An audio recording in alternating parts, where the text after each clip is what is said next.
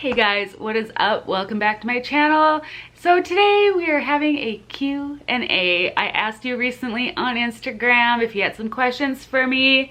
And yeah, so I'm gonna try to keep these short and sweet, these answers. We'll see how it goes. You guys know me, so I tend to ramble here and there, but so yeah, there is one question that a lot of you guys asked, and so I will probably answer that one last. Overall, somebody asked me, how am I feeling these days? Okay, that's a loaded question. I do feel this whole quarantine thing kind of backtracked me a little bit. I definitely don't, okay, I'm gonna say, I think I should add this into it. I recently had to seek out and ask this question to my husband and a really good friend of mine. And I asked them, how do you think I've been doing lately? And unfortunately, both of them feel things have been a little bit off for me. And I think I would have to agree. But a lot of that could have to do with a few different things, and I'll clarify. So, for one, I have been trying a new medication. I'm still on the itty bitty dose. If you missed that, go a few videos back. I talk all about it. And so I don't know if my body's like still wondering what that is. So anyways, there's that. The whole quarantine thing totally did kind of throw me for a loop for a little bit because I've not been able to do incremental training like I used to do. That seriously was the #1 thing that was helping me get better, was exposing myself to anything and everything. Because essentially that's neuroplasticity, that's rewiring our brains, and that's just getting things to remember how they used to be. What else? So yeah, medication. I haven't been able to do that or the incremental training. And I don't know about all of you, but the whole school at home for our kids thing, at first I was like, oh, this isn't gonna be so bad. And I actually, now that we are finished for the school year, I thought it was gonna be easy because my older kids would know what to do. But unfortunately, it actually wasn't great. It was an added stressor that I was not expecting. Not only were a couple of my kids, specifically one of my kids, really stressed out by the situation because they do better learning within a classroom. Well, actually, a couple of my kids are just better within a classroom, visually, having the teacher explain things, which I totally get because I'm the same way.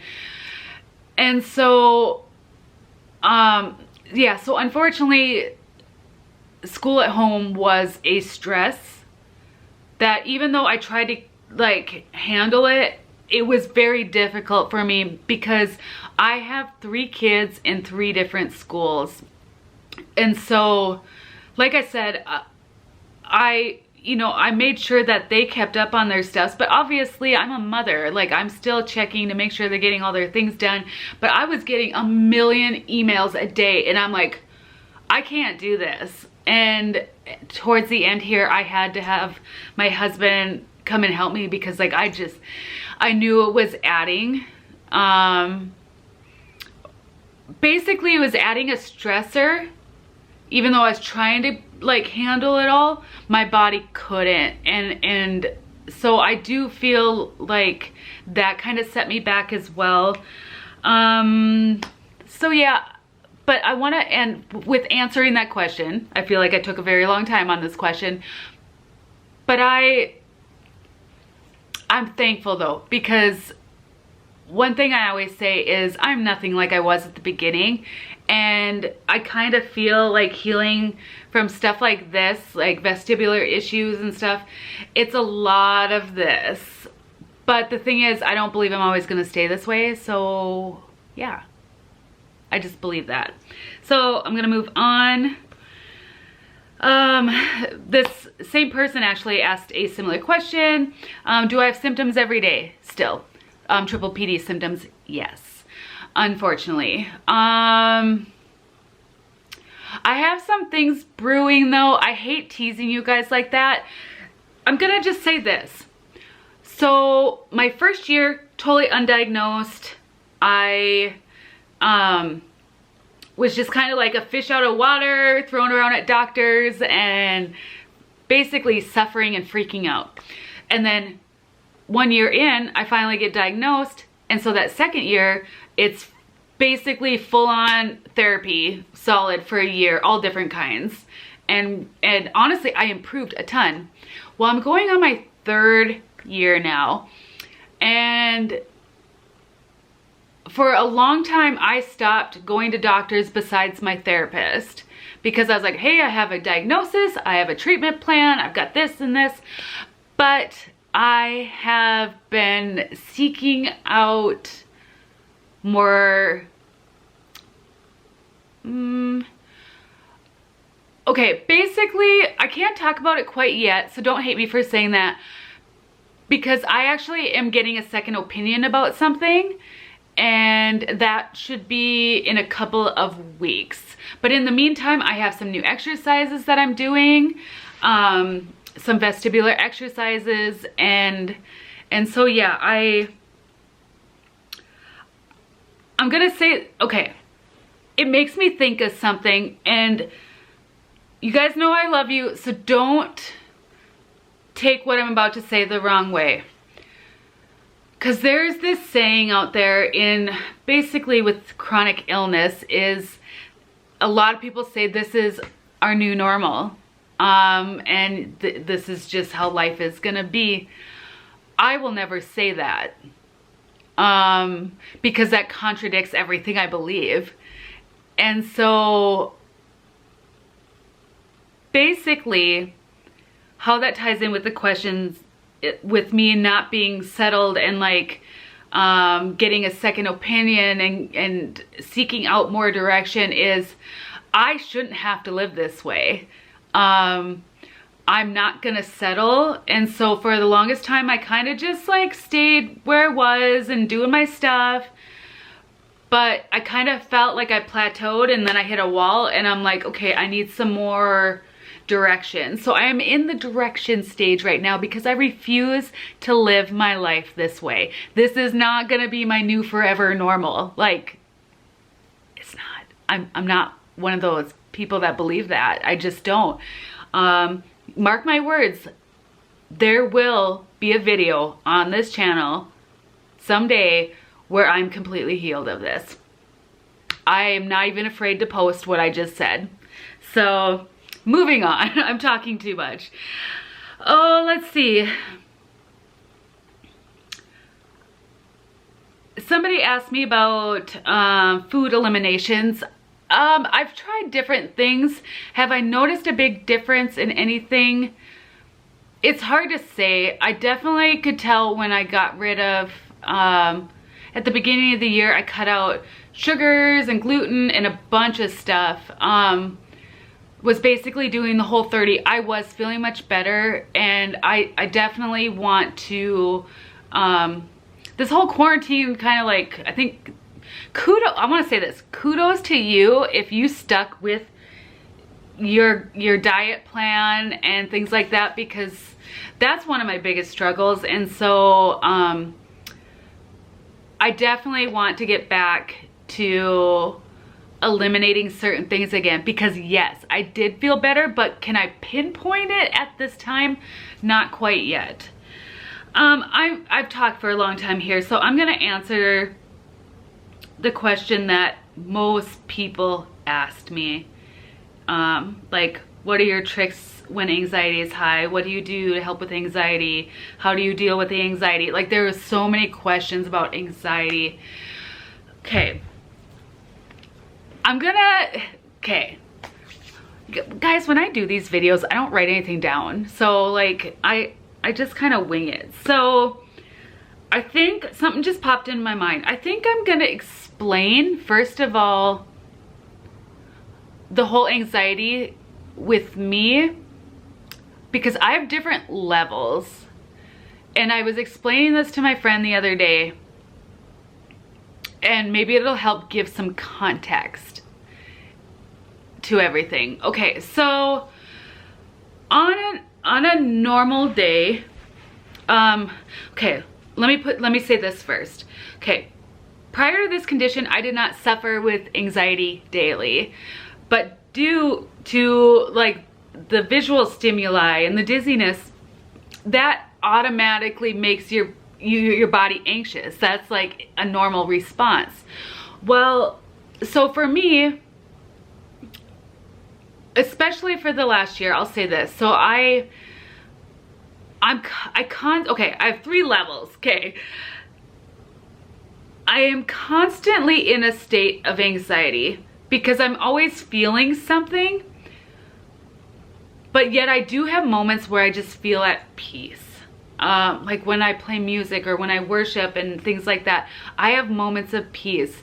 But otherwise, just on like the daily, I have like a level of anxiety that's just like right here. So say this is like no anxiety, and it just kind of hovers.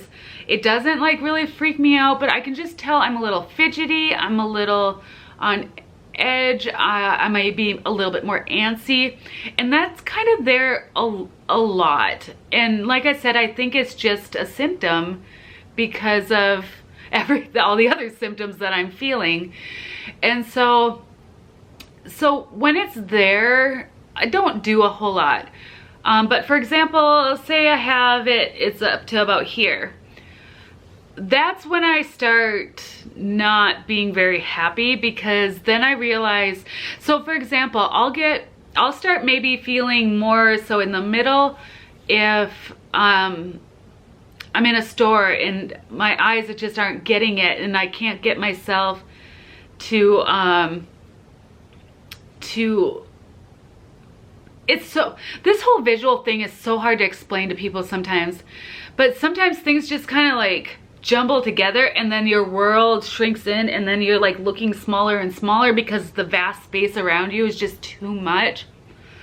When that starts happening, especially at stores, I've talked about this in other videos too, I do use oils. I carry 2 with me in my purse at all times. I have a lavender oil and another one called Peace and Calming from Young Living. That one I roll on my wrist, and then the lavender I put in my hand. I rub it all together and on my wrist, and I just deep breathe. And most of the times that honestly helps chill me out. Not 100%, but I just start, this is gonna be the next thing I was gonna say, is deep breathing. I'm not an expert at deep breathing yet, but if you don't know how to breathe well or breathe through an anxiety attack, I would say, okay, let's say, you know, the beginning, just like baseline anxiety, right here is about anxiety attack, okay? When you're kind of feeling like that state, I do my oils. Like I said, I work on my breathing, because when you're starting to get in that state, you're probably like hunching your shoulders, your body's starting to tighten up, and what you need to do is be mindful of what your body is doing, because it's amazing what will happen when you realize, oh my gosh, I'm tensing up my shoulders. And literally, if you have to do it while you're standing in the store, you like breathe in through your nose 4 times, like,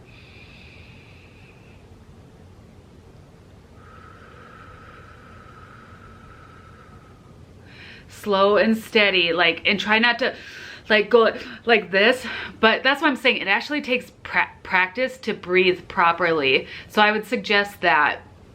What else do I do? Oh, this is a no-brainer for me. I'll finish up what I'm doing. If I feel like I'm at that kind of anxiety state of like an anxiety attack, I try to remove myself from the situation or the environment that I'm in, because like 8 times out of 10 it helps so much. Because and I'll go to some place that's smaller, like I'll come home, I'll go in my bedroom, or if you're at home already, you're gonna just have to learn these things for yourself, because this is a pattern that I see with me. Not every time I go to the store. I'm not saying, hear me loud and clear, I do not have anxiety attacks every time I go to the store. I get overstimulated a little bit, but for the most part, don't anymore. I'm just saying this is what I would do because I used to be this way. Now, the next state would be probably a panic attack. Thankfully, I have not had a panic attack in a very long time, but like I said, if you've seen any of my other videos, I do have medication, benzos, if I need something to chill me out ASAP. Especially right now, you know, I don't need to be making a trip to the ER to get medication. So my doctor gives it to me so I can take if that were to happen. So that's kind of what I have going on right now. I know, like I said, it's not like these mind-blowing things, but to be honest, the practical things are what really, I think, are the answers sometimes. So, but I don't know. I feel like I was kind of all over the place. Give me a thumbs up if this was helpful in any way, shape, or form. If you have any other questions, you can follow me over on Instagram at newlifesparrow23. But I'm gonna get going. The clouds are coming in, so it's starting to get really dark in here. But anyways, I love you guys. I hope you guys have a great day, and I will see you guys later. Bye.